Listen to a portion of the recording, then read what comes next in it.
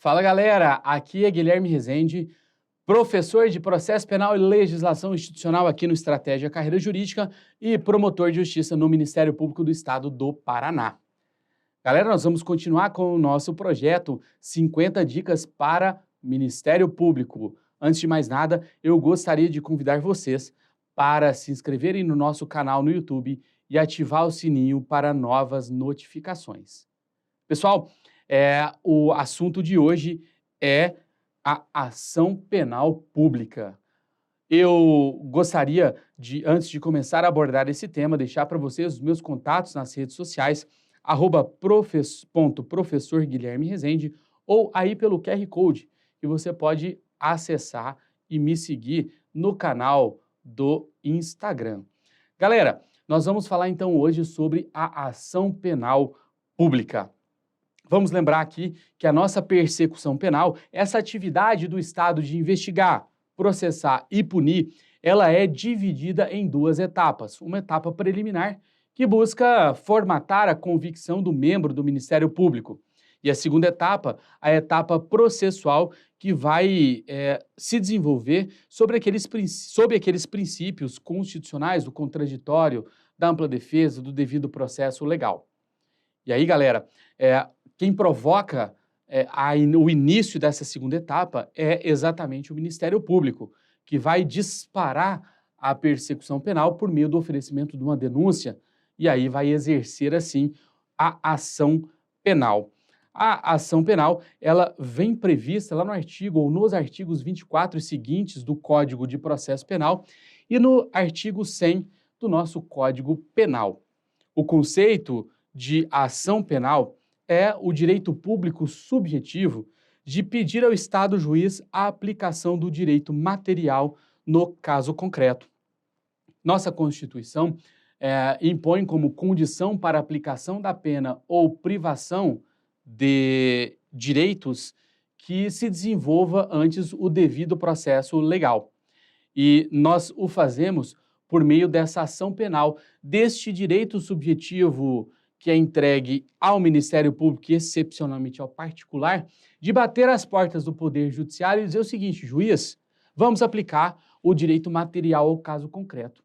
Então, se a gente verifica, por exemplo, a ocorrência de um furto, para a aplicação daquele preceito secundário, lá do artigo 155, aquela pena de 1 a 4 anos, é necessário antes que a gente desenvolva o processo, o devido processo legal, para só ao final, depois que o juiz maturar todas as alegações das partes e realizar a instrução do processo, ele se convencer se é o caso de condenar ou de absolver.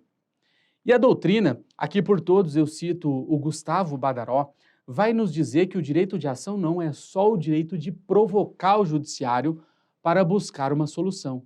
Ele é muito mais do que isso.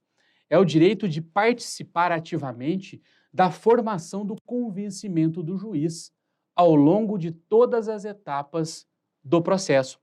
Então, é o direito de oferecer a denúncia, bater às portas do judiciário, é o direito de se manifestar sobre as provas que forem produzidas, é o direito de produzir provas no processo, porque de nada adianta garantir ao promotor de justiça o direito de provocar o Poder Judiciário, mas impedir que ele produza provas na audiência de instrução e julgamento.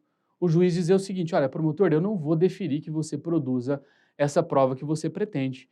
Eu vou indeferir a oitiva da testemunha que você arrolou. Então, como desdobramento do direito de ação, nós temos o direito de participar ativamente na formação do convencimento do magistrado. E para exercer esse direito de ação, esse direito de bater às portas do Poder Judiciário, é preciso que se completem, é preciso que se observem essas condições da ação, que são a possibilidade jurídica do pedido. Eu tenho que formular na minha denúncia uma pretensão que seja possível. Eu não posso pedir a aplicação da lei de talião, olho por olho, dente por dente. Além disso, eu tenho que ter o interesse de agir, que nesse caso aqui é presumido diante da necessidade constitucional do devido processo legal para a aplicação de uma sanção. É bom lembrar daquelas hipóteses em que nós temos a prescrição pela pena em perspectiva. Aí fica o questionamento. Será que nessas hipóteses subsistiria o direito de agir, aliás, o interesse de agir do Ministério Público para movimentar o aparato estatal se no final nós não teríamos a possibilidade ou a viabilidade de aplicar uma sanção que é a finalidade deste processo, ou uma das finalidades desse processo? Vai lembrar aqui que nós temos um verbete simular do STJ que diz que não é possível a aplicação da prescrição pela pena em perspectiva. Temos que ter também legitimidade. O Ministério Público é o titular por excelência da ação penal pública, ao passo que o particular o é em relação à ação penal privada. E só essas pessoas podem demandar em juízo. Figura no polo passivo quem? A pessoa que, em tese, praticou a infração penal.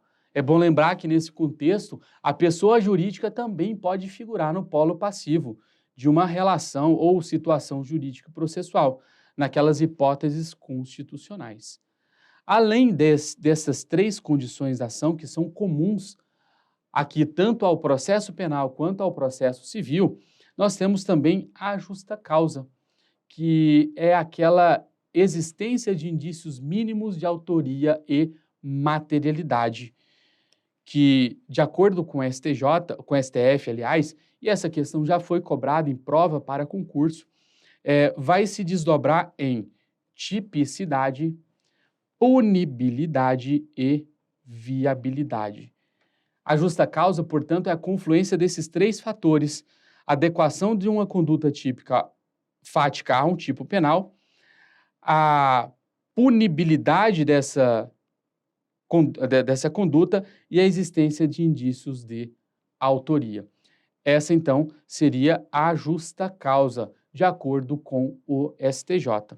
Além disso, nós temos também as condições específicas, como, por exemplo, a representação ou a requisição do ministro da Justiça das hipóteses em que elas são exigidas.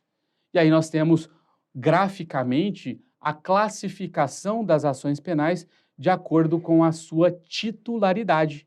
Nós temos a ação penal pública e a ação penal privada. A ação pública é aquela que é titularizada por quem? Pelo Ministério Público, enquanto que a privada é titularizada pelo particular. Essa, então, seria a grande, ou o grande feixe de atribuições do Ministério Público no processo penal: mover a ação penal pública. Aliás, está lá no artigo 129, inciso 1, como sendo uma das funções institucionais do Ministério Público. Vamos que vamos, até a próxima dica.